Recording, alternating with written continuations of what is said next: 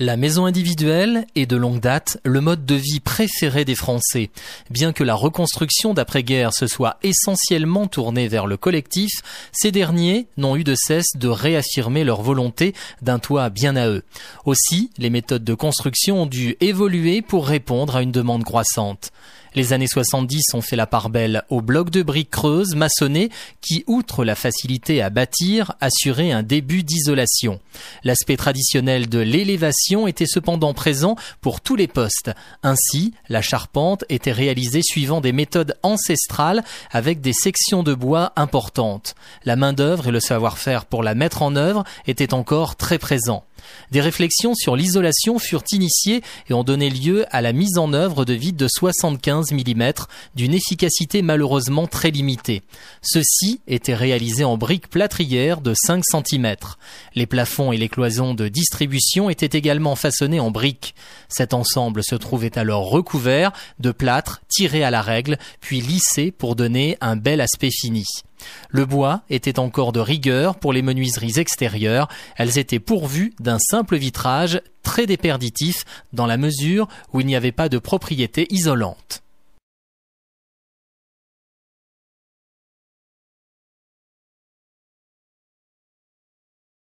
Les deux chocs pétroliers successifs de 1973 et 1979 ont changé la donne économique. La prise de conscience brutale de notre dépendance énergétique a trouvé écho au sein de la profession de constructeur de maisons individuelles. Ainsi, l'isolation est devenue l'un des éléments importants de la construction. Pour des raisons d'efficacité et de rapidité de mise en œuvre, le polystyrène a fait une entrée en force pour le doublage des constructions. La laine de verre en isolation de comble est devenue plus épaisse dans la mesure où 40% des déperditions se font par les combles. Par ailleurs, l'engouement constant du public a amené les industriels à proposer des matériaux plus simples d'emploi, plus rapides à mettre en œuvre. Par exemple, la charpente industrielle de type fermette, 2 jours pour une maison de 100 mètres carrés, celle-ci étant par ailleurs dimensionnée en fonction de la tuile utilisée et des contraintes atmosphériques. De plus, l'avènement de la plaque de plâtre a petit à petit supplanté la brique. En effet, sa tolérance à la déformation, la possibilité de l'utiliser pour réaliser des cloisons acoustiques, le tout couplé à une rapidité de mise en œuvre, lui donnèrent l'avantage. Cette facilité a également permis de réduire la pénibilité de la réalisation des doublages et cloisons. Le poste électricité a vu son efficacité se renforcer, ainsi la mise à la terre devint obligatoire pour relier les masses métalliques comme par exemple l'électroménager par câble dédié. Celui-ci a pour rôle de protéger l'utilisateur contre tout contact accidentel avec le courant électrique à la suite d'un défaut d'isolement.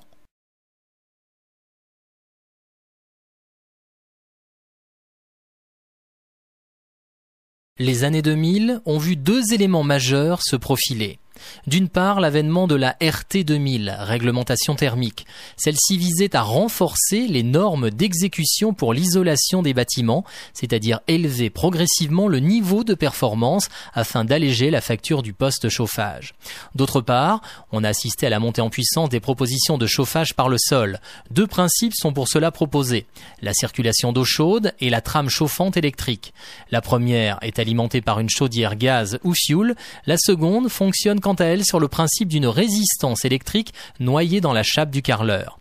Le chauffage est dit basse température, dans la mesure où la température de surface ne peut excéder 24 degrés. Cela garantit un confort pour l'usager, tout en le préservant d'un phénomène de jambes lourdes lié à un émetteur sol. Par ailleurs, le renforcement de l'isolation a permis le retour en grâce auprès du public du chauffage électrique. Ainsi, son coût d'installation plus faible que le système dit chauffage central a trouvé en écho un coût d'exploitation raisonnable. De plus, de gros efforts ont été faits sur la ventilation, dans la mesure où celle-ci s'est orientée vers des produits dont le volume d'extraction évoluait en fonction de l'hygrométrie ambiante des maisons. Les pièces d'eau et WC se sont ainsi trouvées surventilées lorsque l'humidité ambiante était trop élevée. De plus, le fait de ventiler selon les besoins a permis d'alléger la consommation des bâtiments en limitant les entrées d'air frais inutiles.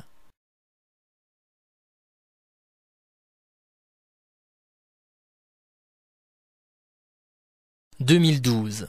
Depuis de nombreuses années, les maisons individuelles n'ont eu de cesse de voir leur qualité de construction s'améliorer, encadrée en cela par les différentes réglementations thermiques. Or, la nouvelle réglementation dite RT 2012 va faire date dans la mesure où elle fixe un cap ambitieux pour répondre à une volonté de renouvellement durable. Elle va introduire des paramètres exigeants en termes de consommation. Ainsi, le niveau de performance requis sera celui des maisons dites BBC, bâtiments basse consommation. Pour ce faire, 2 paramètres essentiels sont à retenir. La consommation, l'intégralité des besoins en énergie d'une habitation ne devra pas excéder 60 kWh par mètre carré et par an d'énergie primaire, cette dernière étant celle que l'on trouve en l'état naturel comme le bois ou le gaz. La perméabilité à l'air sera également testée et devra répondre à la réglementation en vigueur. Ces règles draconiennes vont faire la part belle à l'innovation. Une multitude de solutions s'offriront aux maîtres d'ouvrage, de l'ossature bois en passant par des briques haute performance, sans oublier les blocs de béton cellulaire. Le vitrage pourra être triple, avec un traitement le rendant toujours plus performant. En effet, le surcroît d'efficacité apporté par le gaz de type argon entre les épaisseurs de vitre se trouvera renforcé par un traitement de surface du verre limitant les déperditions. On notera également une orientation de plus en plus marquée vers les énergies de renouvellement. En effet, l'eau chaude sanitaire devra être chauffée soit par un système de type capteur solaire, soit par un ballon thermodynamique. Le chauffage utilisera, lui, soit une énergie primaire, bois, gaz naturel, etc., soit une énergie renouvelable, type pompe à chaleur ou géothermie.